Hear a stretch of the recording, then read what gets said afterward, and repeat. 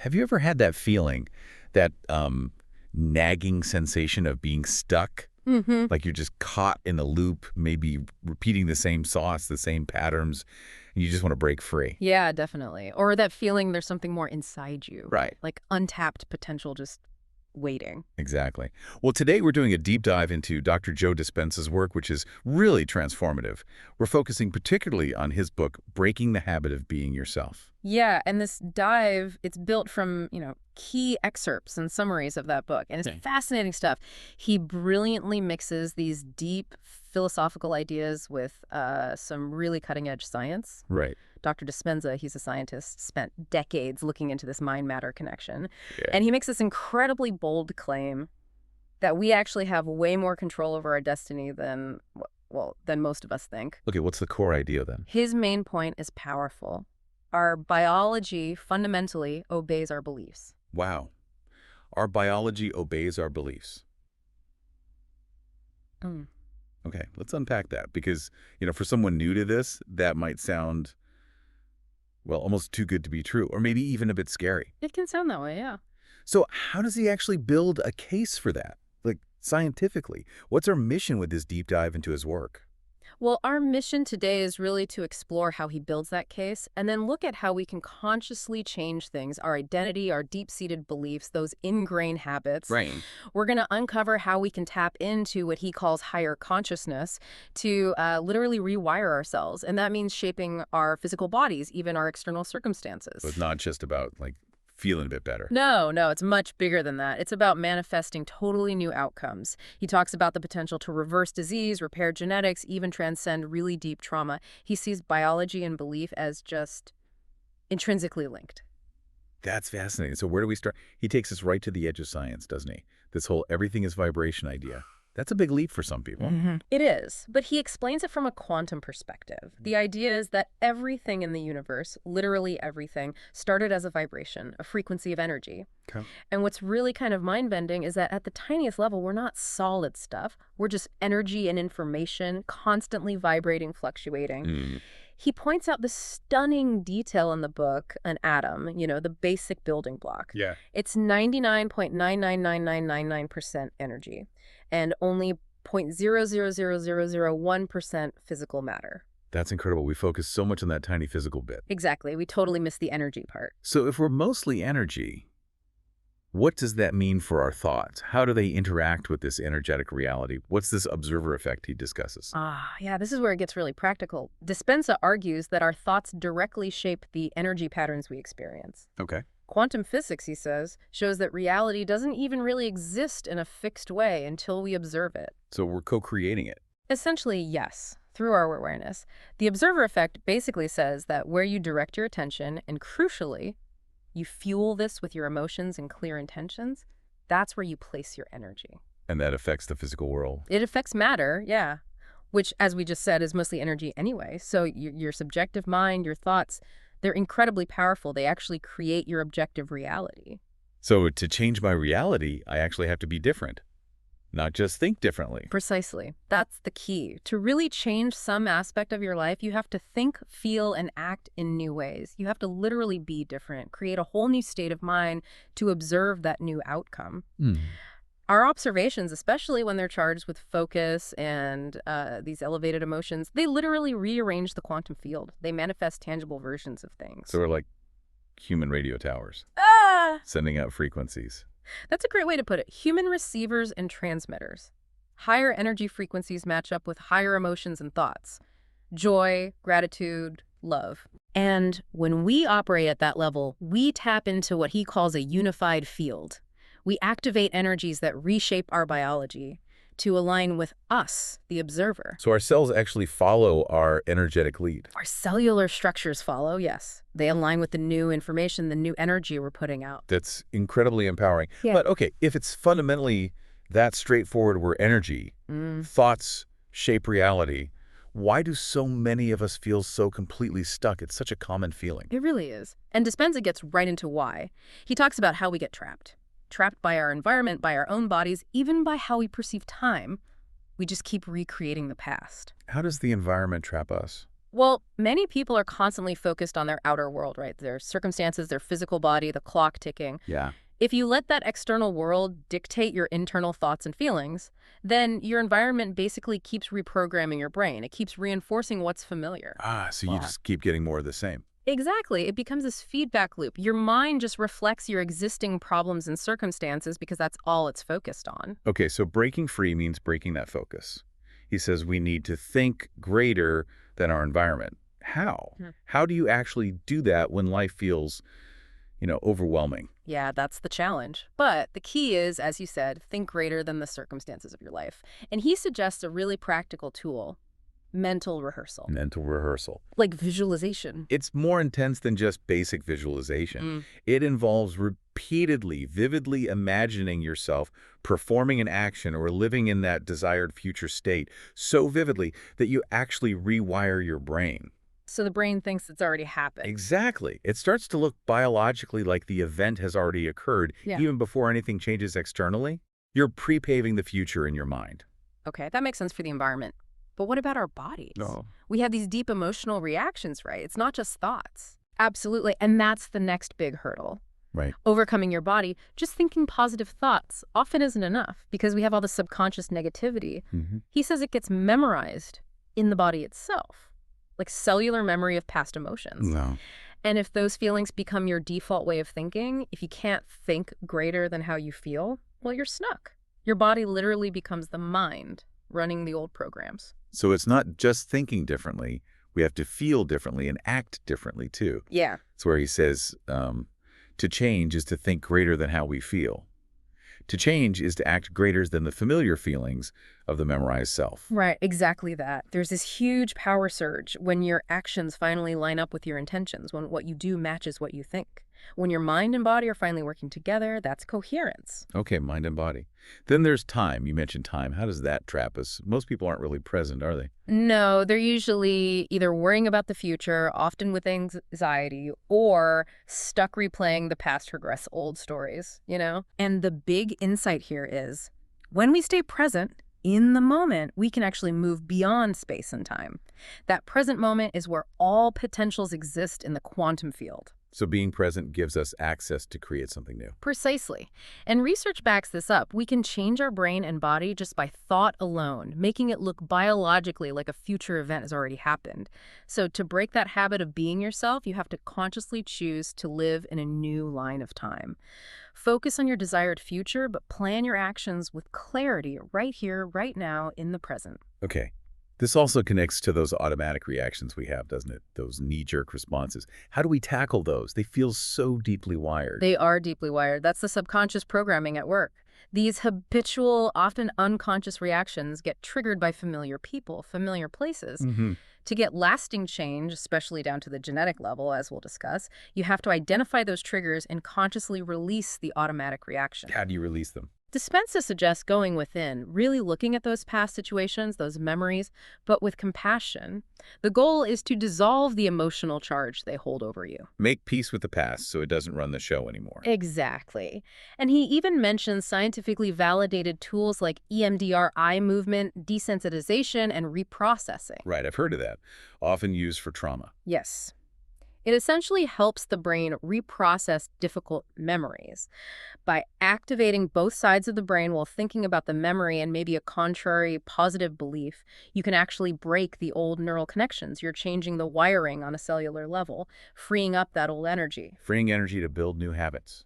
Okay, so this leads to a fundamental choice then. It does. He contrasts two ways of living. One is the survival state. Survival, meaning stress. Yeah, living in stress, functioning like a materialist, believing the outer world is more real, more powerful than your inner world, always reacting. And the alternative. He calls it an elegant state of being a nobody. A nobody. That sounds interesting. What does that mean? It means pure consciousness. A state where your identity isn't tied to your environment, your body, your past, or what people think of you. You're just pure awareness, pure potential. Ah, I see. Detached from the external drama. Exactly. So a question for you listening. Are you mostly living in survival mode, reacting to stress?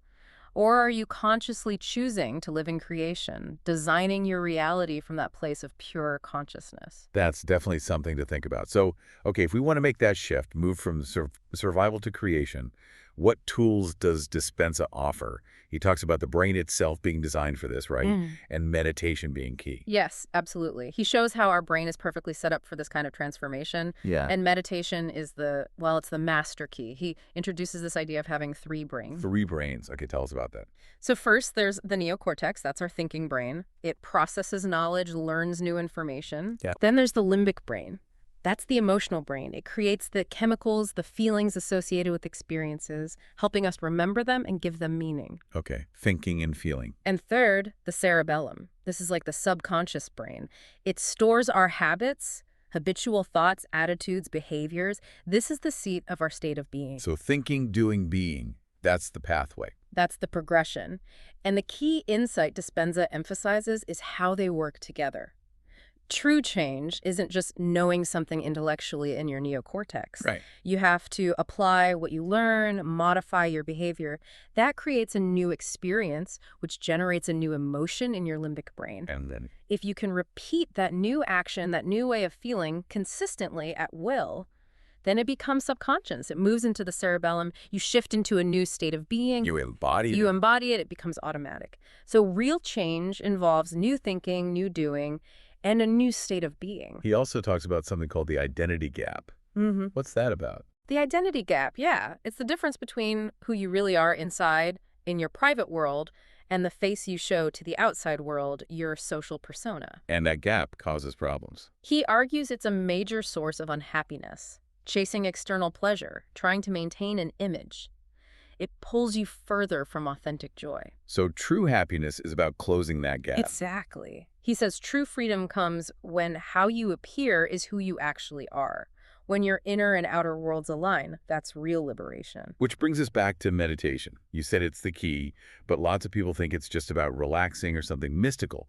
How does Dispenza frame it differently? He totally demystifies it. For him, meditation isn't mystical, it's practical, even scientific. He calls it becoming familiar with self, or cultivating self. Okay. Its core purpose is to deliberately dismantle the unconscious programs, the memorized emotions, the habit of being yourself. Destroying the old habit. Yes. And then reinventing, cultivating, hardwiring a new self. It's about losing your old mind to create a new one. Pruning old connections, sprouting new ones, letting go of the past to consciously create a different future. So it's an active process of undoing and redoing. A very active, systematic process. Think of it as a tool, a scientific method for personal transformation, dismantling the old, building the new. All right, that makes sense. So if we're ready to actually use this tool, he lays out a pretty concrete process, doesn't he? Almost like a 4-week mental program. He does. And the first step, the core purpose of his meditation technique, is to withdraw your attention. Pull it away from your environment, from your body's sensations, from the awareness of time passing. Why is that so important? Because that's how you access the subconscious mind. And the subconscious is where all those unwanted habits, those automatic behaviors and emotional reactions actually live. That's the operating system you need to change. Okay, so preparation is key. Find a quiet spot, sit comfortably, clear the mental decks first. Exactly. Quiet place, comfy posture, maybe use the bathroom beforehand, mentally put aside your to-do list, create the space for inner work. And then the 4 weeks, how does that unfold? Right. Week 1 is about induction. This is basically opening the door, shifting your brainwaves into a state that's ideal for this deep work, moving from analytical beta waves towards alpha or even theta. How do you do that? He suggests techniques like focusing intently on different parts of your body in space, body part induction, or imagining water slowly rising in the room, water rising induction.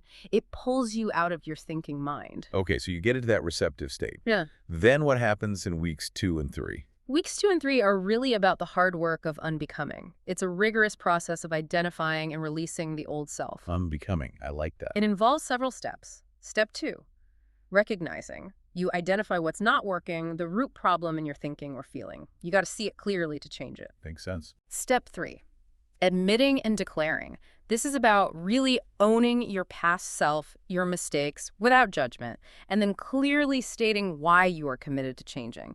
giving yourself a powerful reason. Okay. Step 4, surrendering.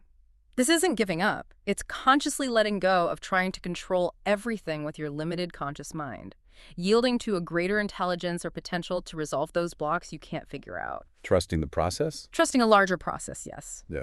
Then, step 5, observing and reminding. You watch the tendencies of the old self arise in your mind during meditation, but you don't engage. You just observe and remind yourself, that's not who I am anymore. Detaching from it. Exactly. And finally, step 6, redirecting.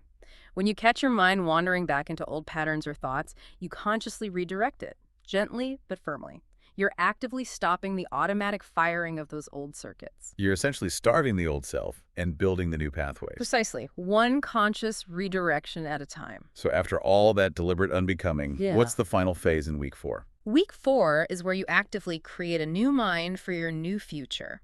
This is step 7, creating and rehearsing.